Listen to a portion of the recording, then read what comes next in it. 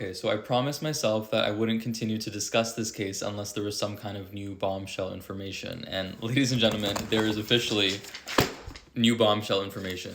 So as promised, Justin Baldoni's lawyer has released a website with all of the receipts and many things I've never seen before. So I printed off everything, I went through it, I'm going to take you guys through it with me. And not only did I print off every single receipt and read it myself, but I also dedicated hours of my life to reading and finishing this book. And if you know anything about me, you know how much I hate fiction novels, especially books like this. But it was important for me to fully immerse myself in the story and specifically immerse myself in the mind of Colleen Hoover, which is kind of a scary place if you ask me. But it helped a lot to contextualize the entire situation, and all of the pieces are finally starting to come together. So wherever you are, grab a bag of popcorn, get your favorite snack, because we have a lot of material to go through. I would just like to say I do not get paid for my content. I've never made $1 from TikTok, and I have now spent about 80 hours of my precious short time here on earth reading this garbage for you guys. So at the very least, you gotta follow me. And I also think I deserve a Pulitzer Prize, but that's a whole other story. So here's the tea. Justin Baldoni's lawyer, Brian Friedman, has amended and refiled his lawsuit to include some receipts that we didn't have before. He particularly noted something that I discovered in my video, which was the October 31st date in the embedded image of the New York Times article. There seems to be some debate over who found it first. I obviously think that I did, but it really does not matter. This has been one collective group project, group effort, and the thing that matters is that Brian Friedman is actually watching our videos and changing his lawsuits in real time. He actually publicly admitted that he's starting to include evidence found by us.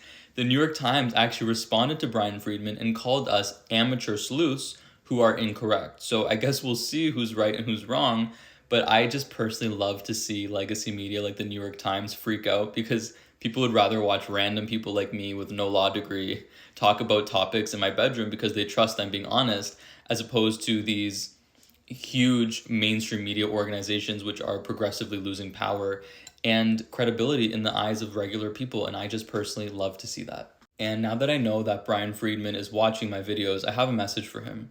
Brian, if the reason that you win this historic $400 million lawsuit with the New York Times is because of the October 31st date that you admitted was discovered by us, number one, you better share that money with us. And number two, I would like a spot in that courtroom. I don't know what needs to happen, but you gotta get me on the list. You guys have to back me up. I wanna be there reporting live when it happens. I've invested so much time into this. So whatever needs to happen, we gotta make it happen. So one of the most important and new pieces of information that we have are text messages between Justin Baldoni and Ryan Reynolds. And the reason why they matter is because it gives us some insight into, number one, how Justin Baldoni was interfacing with them behind the scenes, and number two, how Ryan Reynolds also acts in real life when he's not, doesn't think a camera's in front of him. So we have the text messages here. They're a little bit blurry, but Justin Baldoni basically says something to the effect of how much he absolutely loves Ryan Reynolds, completely groveling at his feet, kissing the ground that he walks on. It's honestly a little bit embarrassing. How he wanted to message him earlier, but he was too nervous. And he says literally, and I quote, "I don't really have a lot of close female friends that aren't also close with my wife, let alone married ones." And so I guess this is just an awkward text to say, "I'd like to be friends." And then he says, "I'm happy there's no check yes or no box." This guy is like so corny. I originally thought he was super fake, because I'm like, no one actually acts like this in real life.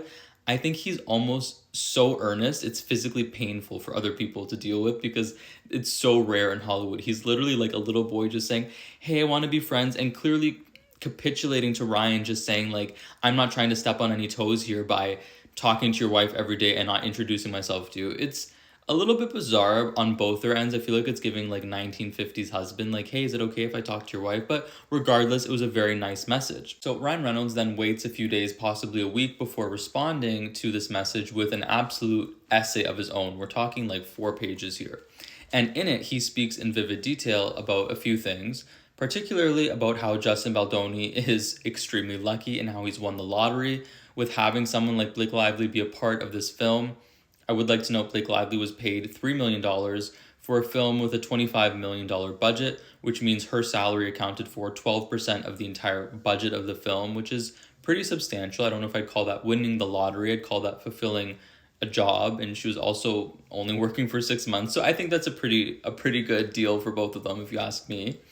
But regardless, he also goes on to detail and accredit Blake Lively as being the creative force behind every successful business decision he's ever made.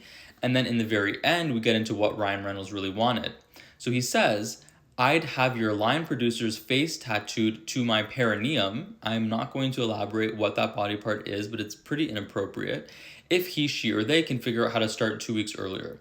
So previously, he sort of discussed how his schedules weren't lining up properly, and this was the first time that Blake Lively and Ryan Reynolds were going to be away from the kids at the same time. And in terms of scheduling, it would have been very beneficial to him if Blake Lively could end 2 weeks earlier so she could be home with the kids, and was basically willing to do anything. He ends the message as saying, I happen to adore you, Justin. XOXO. What kind of 50-year-old heterosexual man messages another man XOXO?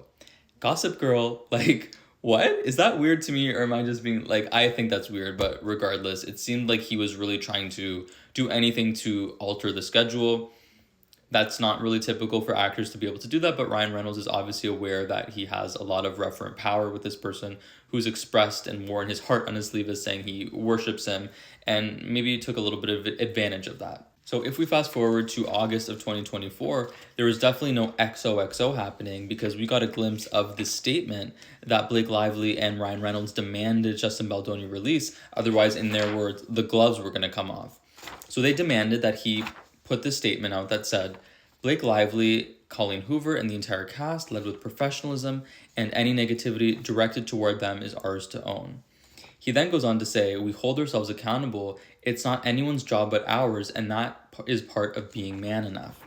Now, it's a little bit disturbing knowing that Ryan Reynolds wrote this because he's using the book title that Justin Baldoni wrote called Man Enough against him.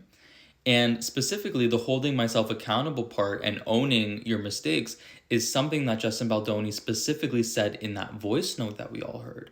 So could it be possible that retroactively or in the future, Ryan Reynolds heard that voice note and then wanted to weaponize it against him and use it as a final way to say F you? Because I don't think it's a coincidence that he sort of took a direct quote from the voice note and then also trying to weaponize his own book against him. Releasing the statement would have been a career ender because more than likely Ryan Reynolds and Blake Lively wouldn't have stopped. They would have continued, and then people would have said, what does this message mean? Because if you guys remember, rewind to August, Blake Lively was being criticized for things that she did. She was being criticized for advertising an alcohol company and a hair care brand that had absolutely nothing to do with the source material of the book.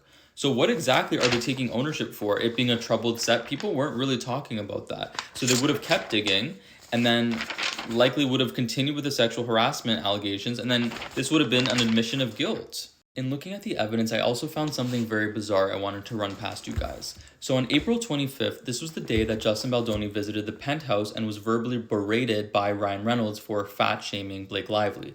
We now know fat-shaming really just meant that he inquired about her weight so he could lift her for a scene that was definitely in the film because we have proof of that. But he profusely apologized. Blake Lively basically said, it's my way or the highway.